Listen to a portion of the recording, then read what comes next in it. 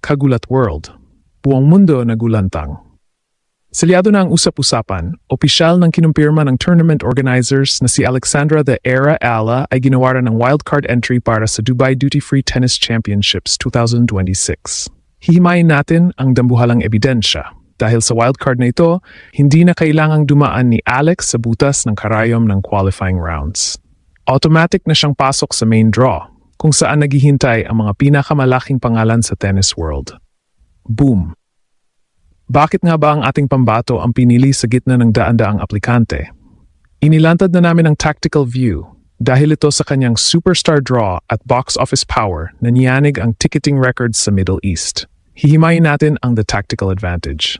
Ang paglaktaw sa qualifiers ay nangangahulugang si Alex ay papasok sa lababan na fresh at fully rested.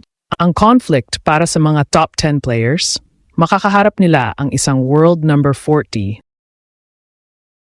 na may home court energy dahil sa libo-libong Pinoy fans sa Dubai nang hindi man lang ito napapagod sa preliminary matches. Selyado na ang ating hinala. Ito ang pinakamalaking pagkakataon ni Alex na makakuha ng dambuhalang ranking points at yanigin ang WTA top rankings. Hihimayin natin ang live reactions mula sa tennis community. Maging ang mga analysts ay gulat na gulat sa bilis ng pagkilala kay Alex bilang isang global elite. Tutok lang, dahil hihimayin natin kung sino ang posibleng makatapat ni Alex sa first round. Huwag kayong aalis. Dahil sa dulo ng videong ito, ibibigay namin ang aming fearless forecast. Ito na nga ba ang unang WTA 1000 title ng Pilipinas? Siguraduhin na nakasubscribe ka na para sa ating Dubai Open special coverage. Ito ang ginulat ang mundo, kung saan ang bawat wildcard ng Pinoy ay gulat ng buong mundo. Hihimayin natin ang tactical significance ng wildcard na ito at ang dambuhalang pressure na dala nito para sa ating tennis queen, buong WTA na gulantang. Sa likod ng bawat wildcard entry ay mayroong dambuhalang stratehiya at ang pagpili kay Alexandra Ala para sa Dubai main draw ay hindi isang tsamba. Hihimayin natin ang ebidensya. Ang Dubai Duty Free Tennis Championships ay isang WTA 1000 event, ang gold standard sa labas ng Grand Slams. Ang conflict, daan-daang elite players ang nag-aagawan sa slot na ito.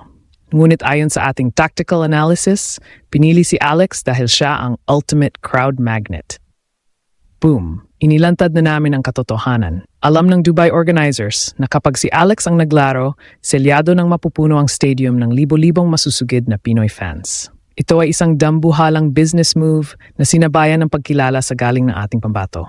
Hihimayin natin ang the physical advantage. Ang pinakamalaking conflict na hinaharap ng mga players sa ganitong kalaking tournament ay ang burnout. Karaniwan,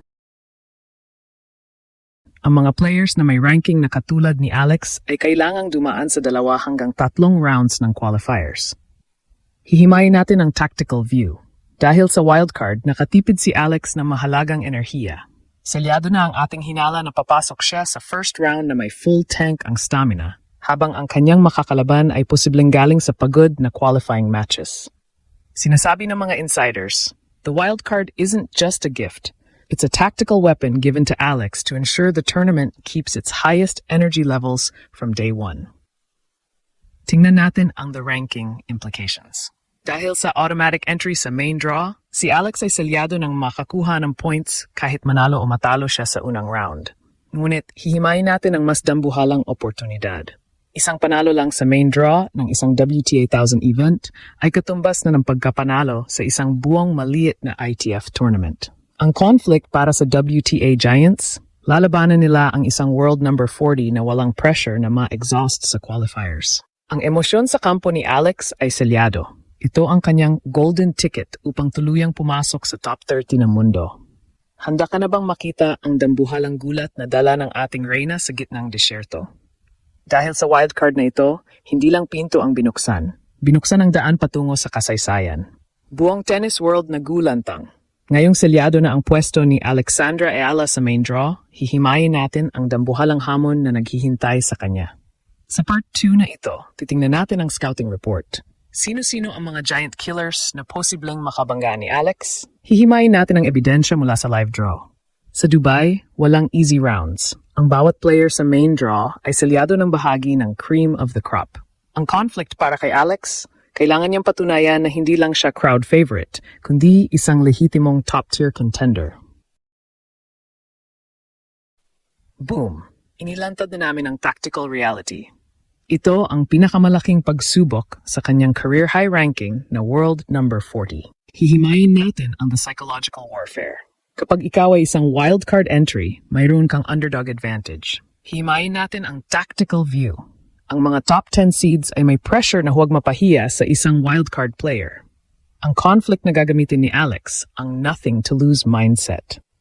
Selyado na ang ating hinala na gagamitin ni Alex ang dambuhalang suporta ng mga Pinoy sa Dubai para yanigin ang mentalidad ng kanyang kalaban. Isipin mo na lang.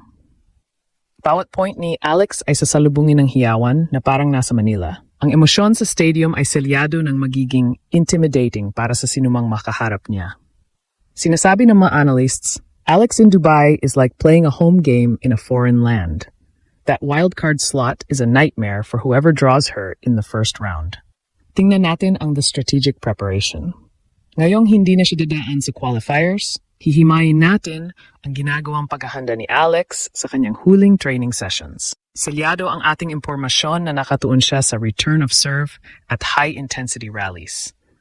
Ang conflict para sa kanyang mga opponents, hindi nila madaling ma-scout ang porma ni Alex dahil hindi siya dumaan sa preliminary games ng Dubai. Hihimayin natin ang global impact. Ang balitang ito ay niyanig na ang Middle East sports media. Si Alex ang naging center of attraction bago pa man pumalo ang unang bola. Ang bawat update sa kanyang bracket ay selyado ng pinagkakaguluhan ng fans. Ito na ang ating fearless forecast, the upset alert. Dahil sa wildcard at sa full rest ni Alex, ang aming tactical prediction ay a major upset sa first round. Hihimayin natin ang dahilan. Ang momentum ni Alex mula sa Abu Dhabi at ang star power niya sa Dubai ay selyado na magbibigay sa kanya ng God mode sa court. Handa ka na bang makita ang pagbagsak ng isang Grand Slam champion sa kamay ng ating reyna? Dahil sa Dubai Open na ito, ang bawat wildcard na palo ni Alex ay selyado ng magmamarka sa kasaysayan ng Philippine sports. Laban Alex, Laban Pilipinas. Sa madaling salita, ang wildcard entry ni Alexandra Ala sa Dubai Duty Free Tennis Championships ay hindi lamang isang pabor, kundi isang dambuhalang pagkilala sa kanyang kakayahang yanigin ang entablado ng world tennis. Hihimayin natin ang huling katotohanan. Ang automatic entry na ito sa main draw ay selyadong pagkakataon para sa ating reyna na patunayang siya ay kabilang sa mga elite.